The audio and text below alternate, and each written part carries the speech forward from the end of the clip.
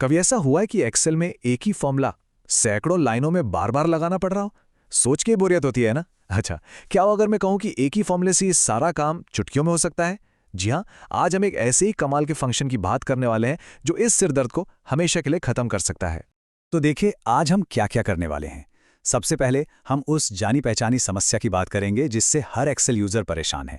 फिर हम उसके सोल्यूशन यानी बाय रो फंक्शन से मिलेंगे, समझेंगे कि ये काम कैसे करता है, इसे एक्शन में भी देखेंगे, कुछ कॉमन गलतियों से कैसे बचना है ये जानेंगे, और आखिर में देखेंगे कि ये काम करने का तरीका पूरी तरह से कैसे बदल सकता है।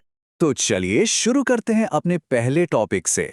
ये जो बार बार एक ही चीज को दोहराने की समस्या है, मतलब वो उबाऊ काम जिसे हम सब जानते हैं। हम सब कभी ना कभी उस सिचुएशन में फंसे हैं जहां एक ही कैलकुलेशन को सैकड़ों लाइनों पर अप्लाई करना पड़ता है। और ये सवाल तो हर उस इंसान को अपना सा लगेगा जो बड़ी बड़ी डेटा शीट्स पर काम करता है ना? सोचिए जरा, ये काम सिर्फ थकाने वाला ही नहीं है, इसमें गलतियों की कितनी गुंजाइश होती है। बस एक सेल भी गलत ड्रैग हो गया तो बस हो गई पूरी कैलकुलेशन खराब। ये देखिए, यही है वो हमारा पुराना ड्रैग डाउन वाला तरीका। अब देखो, छोटे मोटे डेटा के लिए तो ये ठीक है, चल जाता है, पर जरा सोचिए जब हजारों लाइनें हों तब ये तरीका बहुत ही ज्यादा स्लो और भरोसे के लायक नहीं रहता। और मान लीजिए डेटा बदल गया तो आपको सब कुछ फिर से चेक करना पड़ेगा। मतलब ये तरीका बिल्कुल भी एफिशिएंट नहीं है। तो इस प्रॉब्लम का हल क्या है? यहीं पर एंट्री होती है एक्सेल के एक बहुत ही पावरफुल फंक्शन की जिसका नाम है बाय रो। और ये फंक्शन बनाई इसीलिए है ताकि इस पूरी प्रोसेस को हमेशा के लिए बदला जा सके। देखिए, बाय रो फंक्शन का काम बहुत ही सीधा साधा है। ये बस आपके चुने हुए डेटा की हर एक लाइन को पकड़ता है, उस पर वो कैलकुलेशन लगाता है जो आपने बताई है, और सारे रिजल्ट्स एक साथ एक ही बार में दे देता है। यहां पर एक बहुत जरूरी चीज है लैम्डा। अब ये कोई डरावना शब्द नहीं है, इसे आप बस एक छोटा सा कस्टम मिनी फंक्शन समझ लीजिए जो हर लाइन को बताता है कि उसके साथ करना क्या है। सीधा मतलब, अब कोई ड्रैग डाउन नहीं करना पड़ेगा। अब सवाल ये उठता है कि आखिर ये जादुई फंक्शन काम कैसे करता है। चलिए इसके फॉर्मूला को थोड़ा तोड़कर समझते हैं। पहली नजर में हो सकता है ये थोड़ा मुश्किल लगे, पर यकीन मानिए असल में ये बहुत ही सिंपल है। तो बाय रो फंक्शन के बस दो मेन हिस्से होते हैं।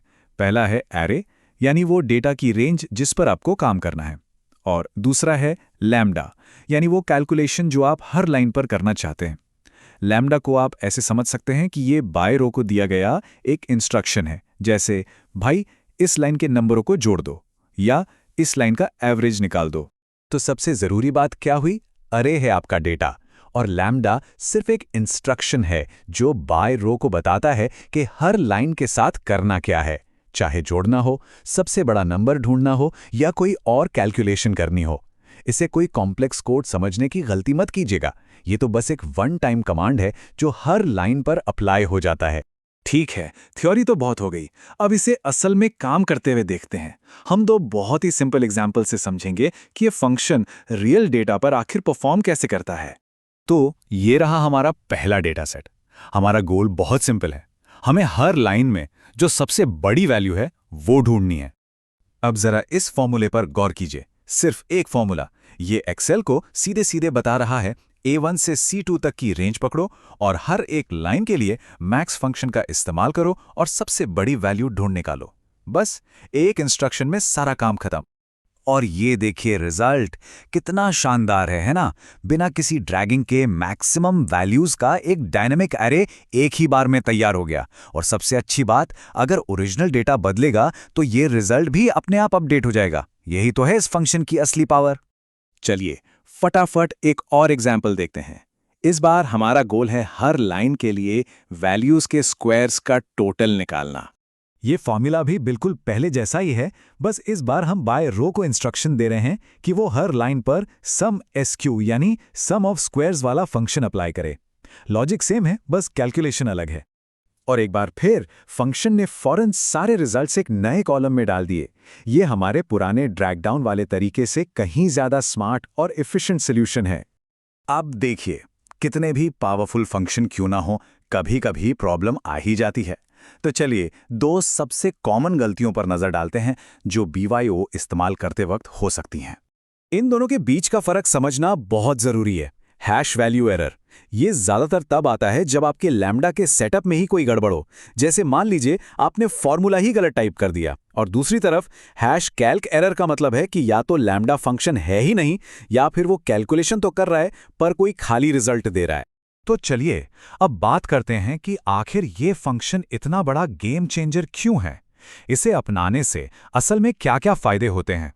तो निचोड़ ये है, अब आपको हजारों लाइनों में फॉर्मूला ड्रैग नहीं करना पड़ेगा। आपके फॉर्मूले पढ़ने और मेंटेन करने में बहुत आसान हो जाएंगे। और सबसे बड़ी बात, ये डायनामिक एरे बनाता है, मतलब ओरिजिनल डेटा बदलते ही रिजल्ट्स अपने आप अपडेट हो जाएंगे। तो ये सिर्फ एक फॉर्मूला नहीं है, ये काम करने का एक स्मार्ट तरीका है। तो अब जब ये नई सुपर पावर हाथ लगी गई है, तो सोचने वाली बात यह है कि अपने काम का वो कौन सा सबसे बोरिंग काम है जिसे सबसे पहले ऑटोमेट किया जाएगा। ये सवाल इस नई सीखी हुई चीज को तुरंत इस्तेमाल करने के लिए जरूर मोटिवेट करेगा।